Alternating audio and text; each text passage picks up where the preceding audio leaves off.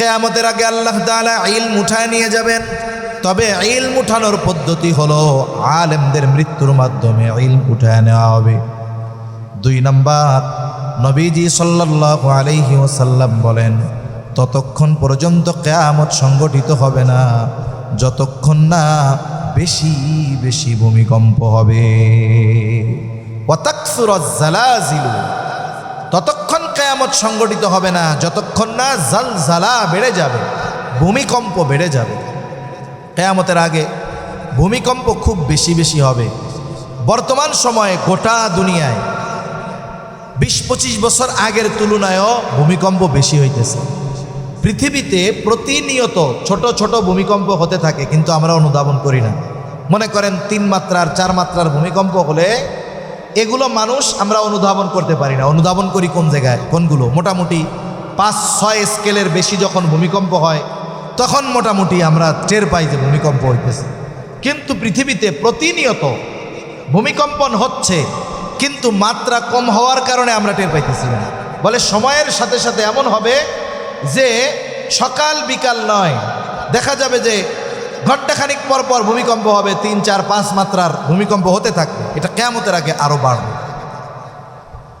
দুনিয়ামুখী মানুষ যারা, যখন দুনিয়াবি কোনো মুসিবত সামনে আসে, এই মানুষগুলো এই মুসিবতগুলোকে দুনিয়ার নিরিখে, দুনিয়ার নজরে এটাকে বিশ্লেষণ করে। যেমন ভূতাত্ত্বিক যারা, এরা ভূমিকম্প বেড়ে যাওয়ার কারণ হিসাবে বলে যে আন্তর্মহাদেশীয় টেকটনিক প্লেট না কি আছে, তাই না? এটার নড়াচড়ার ফলে ভূমিকম্প হয়। নড়ে চড়ে কত? বলে 15-20 ফিট না, কয়েক ইঞ্চি নড়াচড়া হয়। এই জন্য পৃথিবীতে প্রকম্পন সৃষ্টি হয়ে যায়। কয়েক ইঞ্চি, কয়েক সেন্টিমিটারের নড়াচড়ায় বলে এইরকম প্রকম্পন হয়। এই থাইল্যান্ডে কিছুদিন আগে ভূমিকম্প হয়েছে, কি অবস্থা! এর আগে ইন্দোনেশিয়ায় হয়েছে, কি অবস্থা! আফগানিস্তানে হলো, কি অবস্থা ভূমিকম্পে! এর আগে তুরস্কে হয়েছে কয়েক বছর আগে, কি করুণ অবস্থা ভূমিকম্পে! এই দুনিয়ামুখী মানুষগুলো এই ভূমিকম্পটাকে জাগতিক কারণ দ্বারা বিশ্লেষণ করতে চায়, কিন্তু যারা ইমানদার এরা শুধু এই মুসিবতকে জাগতিক নজরে দেখবে না, বরং কোরআন হাদিসে এই ব্যাপারে কোনো তথ্য আছে কিনা এটাও তারা খেয়াল করে। ঠিক কিনা বলেন? এই যে ভূমিকম্প, এটা জমিনের এক মুসিবত, বিপদ। আর আল্লাহ তাআলা কোরআনুল কারীমের মধ্যে বলেন, যাহারাল ফাসাদু ফিল বাররি ওয়াল বাহরি বিমা কাসাবাত আইদিন নাস লিয়ুযীকাহুম বা'দাল্লাযী আমিলু লাআল্লাহুম ইয়ারজিউন। আল্লাহ তাআলা বলেন, জল স্থলে যত ধরনের বিপর্যয় সব হলো আমাদের হাতের কামাই। কাদের হাতের কামাই? জোরে বলেন। এইটাও পারেন না, জোরে কর না। কাদের হাতের কামাই? আমাদের হাতের কামাই। আল্লাহ তাআলা এই যে মাঝে মধ্যে ভূমিকম্প দেন, সিডর দেন, আয়লা দেন, লায়লা দেন, অতিবৃষ্টি দেন, অনাবৃষ্টি দেন, এই যে জল আর স্থলের বিপর্যয় আল্লাহ তাআলা ঘটান কেন? বলে 1 নাম্বার, এটা আমাদের পাপের কারণে, অন্যায়ের কারণে আল্লাহ দেন। তবে আল্লাহ তাআলা এই মুসিবত দিয়ে আমাদেরকে ধ্বংস করে দিতে চান না। আল্লাহ তাআলা মৃদু এই শাস্তি আস্বাদন করানোর কারণ হলো লিয়ুযীকাহুম বা'দাল্লাযী আমিলু লাআল্লাহুম ইয়ারজিউন। আমাদেরকে আমাদের কর্মের কারণে যেই শাস্তি আল্লাহ মৃদু শাস্তি আস্বাদন করান, এটা কেন?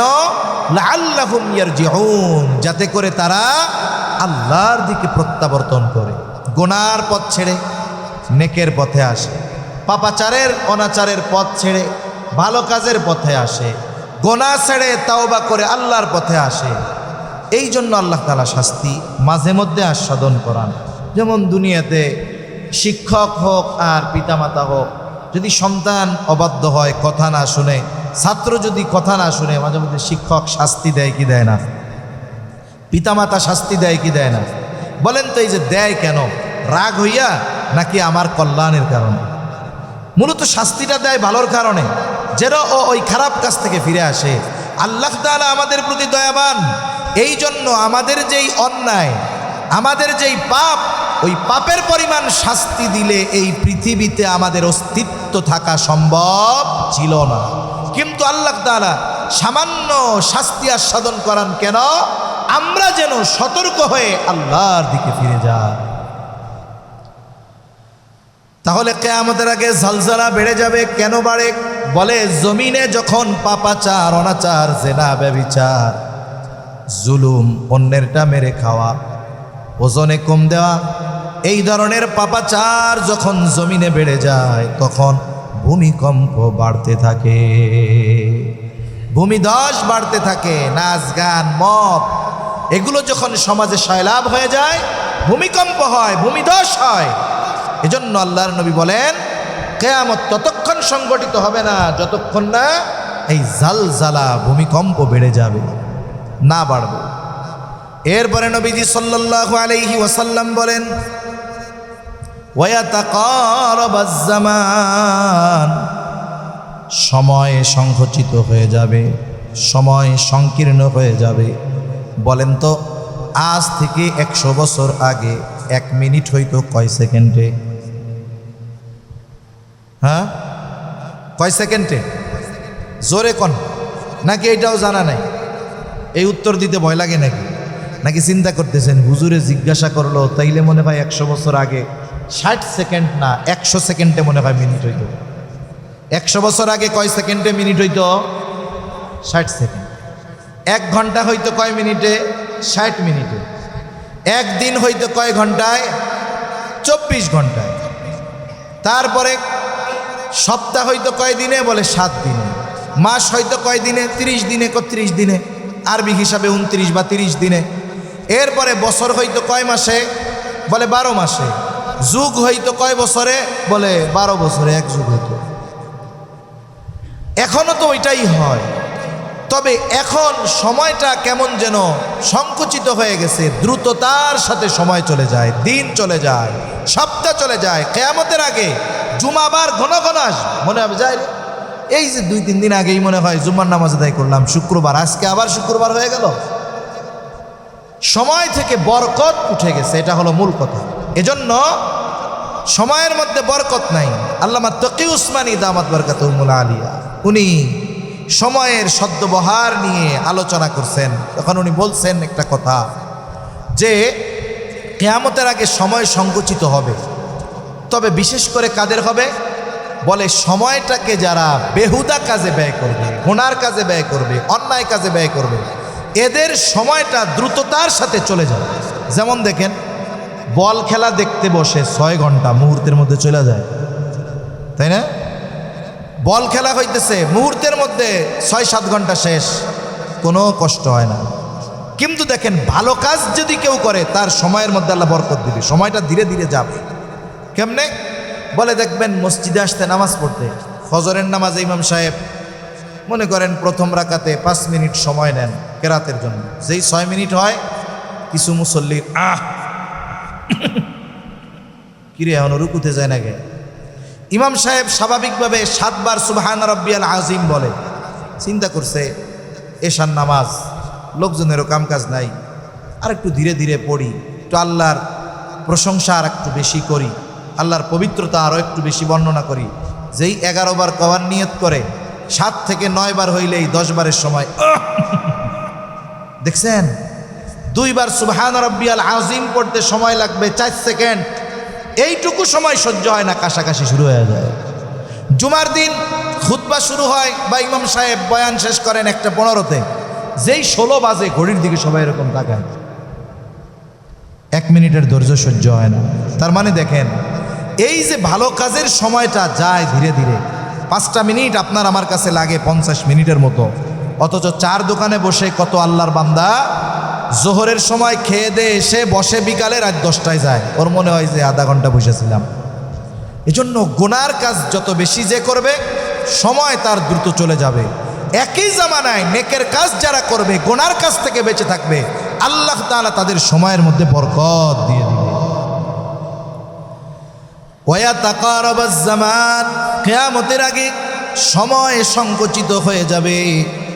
এরপরে নবীজি সাল্লাল্লাহু আলাইহি ওয়াসাল্লাম বলেন ওয়াতাযহারুল ফিতান, কিয়ামতের আগে ফিতনা প্রকাশ পাবে। কিয়ামতের আগে যত ফিতনা আসবে এর মধ্যে সবচাইতে বড় ফিতনা হলো দাজ্জালের ফিতনা। এর আগেও বড় বড় কিছু ফিতনা উম্মতের মধ্যে প্রকাশ পাবে। উম্মত যেন ওই ফিতনার ক্ষতির মধ্যে না পড়ে, এজন্য রাসূল সাল্লাল্লাহু আলাইহি ওয়াসাল্লাম আমল শিখিয়ে দিয়েছেন। দাজ্জালের ফিতনা থেকে বাঁচার জন্য সবচেয়ে বড় আমল হলো সূরা কাহাফের আমল। পবিত্র কোরআনুল কারীমের 15তম পারায় দ্বিতীয় সূরা, সূরা কাহাফ। আল্লাহর নবী সাল্লাল্লাহু আলাইহি ওয়াসাল্লাম বলেন, সূরা কাহাফ জুমার দিন যে তিলাওয়াত করবে আল্লাহ তাআলা তাকে দাজ্জালের ফিতনা থেকে হেফাজত করবে। কমপক্ষে প্রথম 10 আয়াত প্রত্যেকটা মুসলমানের উচিত এই 10 আয়াত মুখস্থ করে ফেলা। নিজের জীবনে বেঁচে থাকার জন্য শ্বাস প্রশ্বাসের যেমন প্রয়োজন, না খেয়ে 1-2 দিন আল্লাহ যদি হায়াত রাখে বেঁচে থাকা যাবে। মনে করেন রাত্রে কে দেয় যদি আমরা কেউ খাবার না খাই, হায়াত যদি থাকে তো আমরা মরবো না। কিন্তু বেঁচে থাকার জন্য আল্লাহ তাআলা কিছু বিষয়কে অপরিহার্য করে দিয়েছেন। এর মধ্যে একটা কি বলে, অক্সিজেন গ্রহণ করা, কার্বন ডাই অক্সাইড ছাড়া, শ্বাস প্রশ্বাস। বলেন তো, না খেয়ে মোটামুটি আমরা সবাই রাতে কাটাইতে পারবো, অসুবিধা নাই। কিন্তু শ্বাস নিয়ে অথবা শ্বাস ছাড়া ব্যতীত কে আছেন 3টা মিনিট এইখানে দাঁড়ায় থাকবেন? আছেন কেউ? এটা বিহীন আমাদের বেঁচে থাকা সম্ভব নয়। এই শ্বাস প্রশ্বাসকে বেঁচে থাকার জন্য আমি আপনি জীবনের জন্য যেমন জরুরি বানায় নিছি, আমাদের উচিত জাগতিক সকল ফিতনা থেকে বাঁচার জন্য সূরা কাহাফকে ওই রকম জরুরি আমাদের জীবনের জন্য বানানো দরকার। বুজুর্গানে দিন বলেন, সূরা কাহাফের আমল যেহেতু দাজ্জালের মতো বড় ফিতনা থেকে উম্মতকে হেফাজত করবে, সুতরাং কেউ যদি এই সূরা কাহাফের আমল করে আশা করা যায় দাজ্জাল আগমনের আগে যত ধরনের ফিতনা প্রকাশ পাবে সব ফিতনা থেকে আল্লাহ তাআলা তাকে হেফাজত করবে। কমপক্ষে 10 আয়াত, প্রথম 10 আয়াত আমরা সবাই মুখস্থ করার চেষ্টা করব। একটা পৃষ্ঠা আপনার এক জুমায় মুখস্থ করার দরকার নাই, এক জুমায় এক আয়াত পড়েন। ইমাম সাহেবরে বলেন যে হুজুর আপনি আমাদেরকে একটা আয়াত করে মুখস্থ করায় দেন। দীর্ঘ সময় 1 সপ্তাহে একটা আয়াত মুখস্থ করেন, দেখা যাবে 2 মাসের মাথায় আপনার 1 পৃষ্ঠা পুরো মুখস্থ হয়ে গেছে। পরিবারের যারা আছে এদেরকে এই আমলে উদ্বুদ্ধ করেন। যাদের একটু চালু তারা তো 2 মিনিটে পড়ে ফেলতে পারবে, যারা একটু চালু কম তার নইলে 5 মিনিটই লাগলো। এই 5 মিনিটের আমল হয়তো তাকে জাগতিক বড় বড় ফিতনা থেকে আল্লাহ তাআলা চাইলে হেফাজত করাইতে পারে। কিয়ামতের আগে বিভিন্ন ধরনের ফিতনা আসবে, সবচাইতে বড় ফিতনা দাজ্জালের ফিতনা। 5 নম্বরে নবীজি সাল্লাল্লাহু আলাইহি ওয়াসাল্লাম বলেন, ওয়াতাকসুরুল হারাজ, কিয়ামতের আগে হারজ বেড়ে যাবে। ওয়া হুয়াল কাতলুল কাতাল, হারজ হলো পরস্পরকে হত্যা করা। নবীজি যখন বললেন কিয়ামতের আগে হত্যাকাণ্ড বেড়ে যাবে, হারজ বেড়ে যাবে, সাহাবা একরাম জিজ্ঞাসা করলেন, ইয়া রাসূলুল্লাহ সাল্লাল্লাহু আলাইহি ওয়াসাল্লাম, আমরা তো প্রতি বছর হাজার মুশরিকদের হত্যা করি। নবীজি বললেন, মুশরিকদেরকে যে যুদ্ধের ময়দানে তোমরা হত্যা করো এটা হারজ নয়, বরং হারজ হলো মুসলমানদের মধ্যে পারস্পরিক হত্যাকাণ্ড বেড়ে যাবে। আমাদের দেশে যে কোনো ক্ষেত্রে আসাবিয়ত এটার প্রবণতা বেশি, দলান্ধতার প্রবণতা বেশি। যদি আরো বিস্তারিত করে বলি, জাতীয়তাবাদী চিন্তাভাবনা আমাদের মধ্যে বেশি। যেমন জাতিগত চিন্তাভাবনা, আল্লাহ রাসূল সাল্লাল্লাহু আলাইহি ওয়াসাল্লাম এই জাতিগত যত বিভক্তি এগুলো দূর করেছেন। কালো সাদা, আফ্রিকান আমেরিকান ইউরোপিয়ান এগুলোর সব দ্বন্দ্ব দূর করেছেন। ইমানি বন্ধনে সবাইকে ঐক্যবদ্ধ হতে বলেছেন। কিন্তু আমাদের মধ্যে এই আসাবিয়ত, দলান্ধতা, গ্রুপিং যেটাকে বলে, এটা পরিবারের মধ্যেও অনেক সময় আছে না নাই? কোন বাপ ছেলে 2 জন, একজনকে একটু বেশি ভালোবাসে আর একজনকে কম ভালোবাসে। ওইটা বেশি টাকা পয়সা দেয় এর লাগে, এটা একটু কম কামাই করে, কম দেয়, এটার আর ভালো লাগে না। এই যে পারিবারিকভাবে যে আসাবিয়াত গ্রুপিং, এরপরে সামাজিকভাবে আছে গ্রুপিং। সমাজে গ্রুপ আছে না, অমুক গ্রুপের লোক, অমুক পাড়া, অমুক দল, অমুক গোত্র, এই যে যে গ্রুপিং, এক গ্রুপ লাগছে তো আর এক গ্রুপের উপরে, সবাই মিলে একসাথে লাগে। এরপরে রাজনৈতিক যেই গ্রুপিং আছে, এক দল আর এক দল রে পুরা সুইলা ফেলায়, এমন এমন বক্তব্য দেয় ওদের বিরুদ্ধে, মনে হয় যে মেরে ফেলাইতে পারলে ওর খুব ভালো লাগতো। আমাদের মুসলমানের মধ্যে এই চিন্তা ভাবনা থাকা দরকার। আপনি রাজনৈতিক পরিচয় আপনার আলাদা, আপনার আলাদা, আরেকজনের আলাদা, ওটা রাজনীতির মধ্যে সীমাবদ্ধ থাক, কিন্তু আমাদের মূল বন্ধন ইমানি বন্ধন। ও ইমানদার, আমিও ইমানদার, ওই গোত্রের মানুষ যে সেও ইমানদার, আমিও ইমানদার। আমাদের প্রত্যেককে ইমানি বন্ধনে আবদ্ধ হতে হবে। আমাদের এমন কোনো কথা, এমন কোনো আচরণ রাজনৈতিক কারণে, গ্রুপিংয়ের কারণে একজন আর একজনের সাথে করব না, যাতে আমার ইমানের উপরে আঘাত আসে। ঠিক কিনা বলেন? হতে পারে মতাদর্শের পার্থক্য, কিন্তু আপনি একজনের জাহান্নামী বানায় দিয়েন না। হতে পারে মতাদর্শের পার্থক্য, আপনি তাকে ক্ষতি করার জন্য ষড়যন্ত্র করেন না। এই ধরনের চিন্তাধারা বাদ দেওয়া দরকার। কারণ আল্লাহ তাআলা বলেছেন, ইন্নামাল মুমিনুনা ইখওয়া। আপনি যেই দলের হন, যেই গোত্রের হন, যেই মহল্লার হন, আপনি যদি ইমানদার হন, তাহলে আপনি যার বিরুদ্ধাচরণ করতেছেন, আল্লাহর ঘোষণায় ইমানের কারণে আপনারা পরস্পর ভাই। এই চিন্তাধারা আমাদের সমাজে, আমাদের রাষ্ট্রে যতদিন আমাদের মধ্যে না আসবে, ততদিন আমাদের যে কলহ, অন্তর্দ্বন্দ্ব, এটা জীবনেও দূর হবে না।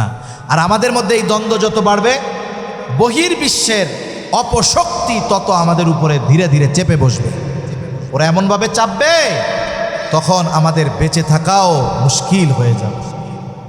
এই হাদিসের মধ্যে 6 নম্বরে নবীজি সাল্লাল্লাহু আলাইহি ওয়াসাল্লাম বলেন, কিয়ামতের আগে মানুষের সম্পদ এতটা বেড়ে যাবে যে মানুষের সম্পদ উপচিয়ে পড়বে।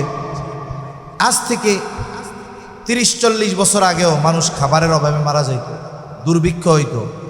এখন কিন্তু জনসংখ্যা বাড়ছে ঠিক, কিন্তু মানুষ খাবারের অভাবে মরে না। একসময় দুর্ভিক্ষ, মানুষ না খেয়ে মারা যাইত, এখন না খেয়ে মরে না।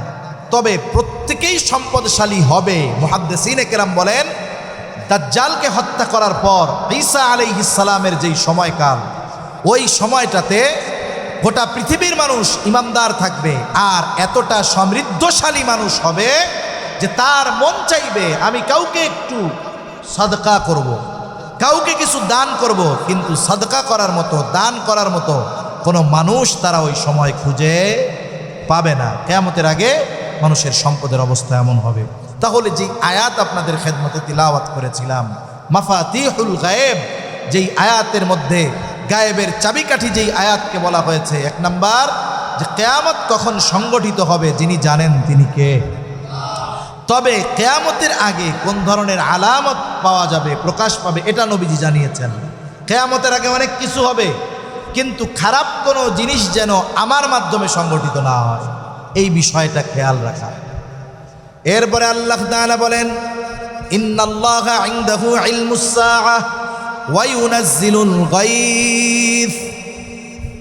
কোন মেঘ বৃষ্টি বর্ষণ করবে বা কোন মেঘের থেকে বৃষ্টি হবে কেউ জানে না, কারণ ওয়া ইউনাজ্জিলুল গায়থ, বৃষ্টি যিনি বর্ষণ করেন তিনি কে। মেঘ হইতে পারে গোটা আকাশ মেঘাচ্ছন্ন, কালো অন্ধকারাচ্ছন্ন হয়ে গেছে, আমরা চিন্তা করতেছি আজকে এমন বৃষ্টি হবে, মনে হয় সব ডুবে যাবে। দেখা গেল একটু বাতাস, এরপরেই আকাশ পুরা পরিষ্কার, বৃষ্টি হয় না। আবার কখনো কখনো দেখি মাথার উপরে মেঘ নাই, কিন্তু বাড়ি বর্ষণ শুরু হয়ে গেছে। হয় কি হয় না? হয়। এজন্য মেঘ থেকে বৃষ্টি বর্ষণ আল্লাহ তাআলাই করেন। এরপরে আল্লাহ তাআলা বলেন, ওয়ায়ালামু মা ফিল আরহাম। মাতৃরেহেমে, মায়ের গর্ভে ছেলে না মেয়ে, এটা দুনিয়ার কেউ জানে না, জানে কে? আপনারা কইতে পারেন, হুজুর তাইলে আমরা তো দুনিয়া আসার আগেই আলট্রাসোনোগ্রাফি করে যাই না যাই যে মায়ের গর্ভে ছেলে আছে না মেয়ে আছে? বলে জানা যায়, এটা কখন? বলে এটাও কমপক্ষে ওই শুক্রকীট যেই পানির দ্বারা আল্লাহ তাআলা সন্তান জন্ম দিবেন, মানুষে পরিণত করবেন, ওটা মায়ের রেহেমে পৌঁছানোর কমপক্ষে 4 মাস পরে জানা যায় যেটা ছেলে হবে না মেয়ে হবে। এই যে 120 দিন, এই 120 দিন এটা যখন একটা রক্তপিণ্ডে থাকে, একটা মাংসপিণ্ডে থাকে, দুনিয়ার কোনো বিজ্ঞান ওই সময় বলতে পারে না যে এই মাংস টুকরা ছেলেতে পরিণত হবে নাকি মেয়েতে পরিণত হবে, এটা বলতে পারে না। কখন বলতে পারে? আলট্রাসোনোগ্রাফি কইরা বলে যখন আল্লাহ তাআলা মায়ের গর্ভে ওইটার একটা আকৃতি দেন তখন।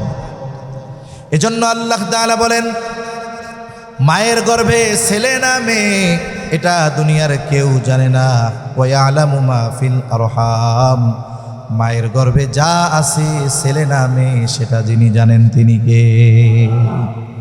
ওয়া মা তাদরি নাফসুম মাযা তাকসিবু গাদা, কেউ জানে না আগামী দিন সে কি উপার্জন করবে। আজকে হয়তো ফকির, আগামী দিন হয়তো সে ধনী হয়ে যাবে। এজন্য কবিতায় বলে নদীর এপার ভাঙে ওপার গড়ে, এই তো নদীর খেলা, সকালবেলার ধনীর তুই ফকির সন্ধ্যাবেলা। কি হবে কেউ জানে না। রান্না ভাত, রান্না খাবার ডাইনিং টেবিলে আছে, কতজনের খাওয়াও নসিব হয় না, ঠিক কিনা বলেন? 1 ঘন্টা আগে যার কথায় গোটা প্রশাসন নড়চড় করত, স্থির হয়ে যেত, 1 ঘন্টা পর তাকেই দেশ ছেড়ে পালানো লাগতে পারে কি পারে না? পারে। এজন্য যারা একটু ক্ষমতা পায় এদের চিন্তা করা দরকার যে আজকে আমার পাওয়ার আছে, আগামী দিন সকাল আমার কেমন হবে এটা আমার জানা নাই। এই চিন্তাগুলো যদি কেউ করে তাহলে কেউ স্বৈরাচার হবে না, কেউ জালেম হবে না, প্রত্যেকেই ভালো মানুষে পরিণত হবে। আমিও জানি না আগামী দিন আমার কি আছে, আগামী সূর্যোদয় আমরা দেখতে পারবো কিনা এর কোনো নিশ্চয়তা নাই। কার তাকদিরে কি আছে এটা আল্লাহ ভালো জানে। এরপরে আল্লাহ তাআলা বলেন ওয়ামা তাদরি নাফসুম বিআইয়ি আরদিন তামুত, কেউ জানে না কোন জমিনে তার মৃত্যু হবে। আমাদের প্রত্যেকেরই মৃত্যুর একটা নির্দিষ্ট সময় আর জায়গা আছে। আমার মৃত্যুর নির্দিষ্ট সময় এবং জায়গায় আল্লাহ তাআলা প্রয়োজন সৃষ্টি করে আমাকে আপনাকে ওই জায়গায় নিয়ে যাবে। অনেকে বিদেশে মারা যায় না, যাওয়ার সময় কি যে রে কেন যে বিদেশে যাইতে গেছিল, কারণ ওর মৃত্যু আল্লাহ ওই জায়গায় লেখছে, ওই জন্যই আল্লাহ ওকে প্রয়োজন সৃষ্টি করে ওই জায়গায় নিয়ে গেছে। কতজন আছে সারা বছর শহরে যায় না, যেই দিন গেছে ওই দিনই ট্রাকের চাকায় পিষ্ট হয়ে মারা গেছে। বলে আহারে বেটা জীবনে কোনো দিন ঘর থেকেই বাইর হইতো না, আর আজকে গেল আর মরে গেল। আল্লাহ ওর মৃত্যু ওই জায়গায় আছে, এই জন্য প্রয়োজন সৃষ্টি করে ওই জায়গা মতন আল্লাহ তাআলা ওকে নিয়ে গেছে। এই জন্য আমরা কেউ জানি না যে আমাদের মৃত্যুর স্থান কোথায়, কোথায় আমাদের মৃত্যু হবে। আল্লাহ তাআলা মৃত্যু যেই জায়গায় যেই সময় আল্লাহ তাআলা প্রয়োজন সৃষ্টি করে আমাদেরকে ওই জায়গায় নিয়ে যাবে। তা যে কথাগুলো মূলত বলতে চাই যে আল্লাহ সুবহানাহু ওয়া তাআলা কিয়ামত সংগঠিত করাবেন, এ দুনিয়া ছেড়ে আমাদের যেতে হবে। দুনিয়ার হায়াত অল্প, কিন্তু অল্প সময়ের দাম অনেক বেশি। কেন দাম বেশি? বলে এই অল্প হায়াত দিয়ে ওই পরকালের অনন্তকালের যেই সফর, ওই সফরের পাথেও সংগ্রহ করা যায়। এজন্য আমাদের উচিত এই বিষয়গুলোকে সামনে রেখে, পরকালের চিন্তাকে সামনে রেখে, কিয়ামতের বিভীষিকাময় অবস্থাগুলোর কথা চিন্তা করে জাগতিক জগতের আমল, কর্ম, ঈমানকে সুন্দর করা। আল্লাহ সুবহানাহু ওয়া তাআলা আমাদের সকলকে কথাগুলো বুঝবার তৌফিক দান করেন। আমিন। ওয়া আখিরু দাওয়ানা আনিল হামদুলিল্লাহি রাব্বিল আলামিন।